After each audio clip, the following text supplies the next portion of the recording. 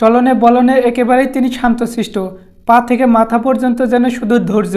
তবে নেতৃত্ব গুণে অসম্ভব বিচক্ষণ। জামায়াতে ইসলামী আমির ডক্টর শফিকুর রহমান সবার মন জয় করে নিয়েছেন। আওয়ামী লীগের শাসন আমলে তার উপর দিয়ে অনেক ঝড়ঝাপটা বয়ে গেছে। তাকে করা হয়েছে আটক এবং তার দলকে করা হয়েছে নিষিদ্ধ।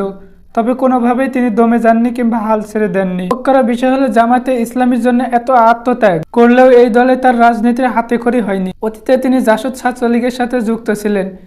অবশ্য সেই পথ চলা লম্বা হয়। কয়েক বছর পেরোতেই জাসদ ছাত্রলীগ ছেড়ে দেন এবং জামায়াতে ইসলামী ছাত্র শিবিরে যোগ দেন। এরপর থেকে বাংলাদেশে ইসলাম প্রতিষ্ঠায় তার সংগ্রাম চলমান আছে। অনেকেই হয়তো জানে না, ডক্টর শফিকুর রহমান একজন নামকরা চিকিৎসক। তিনি 1958 সালের 31 অক্টোবর মৌলভীবাজারে কুলাউড়া উপজেলার ভাটেরা ইউনিয়নের এক সম্ভ্রান্ত মুসলিম পরিবারে জন্মগ্রহণ করেন। তার পিতা মরহুম আবরু মিয়া এবং মাতা মরহুমা খতিরুন্নেসা। পরিবারের 3 ভাই 1 বোনের মধ্যে তিনি ছিলেন তৃতীয়। বর্তমানে তিনি বাংলাদেশের জামায়াতে আমির হিসাবে দায়িত্ব পালন করছেন।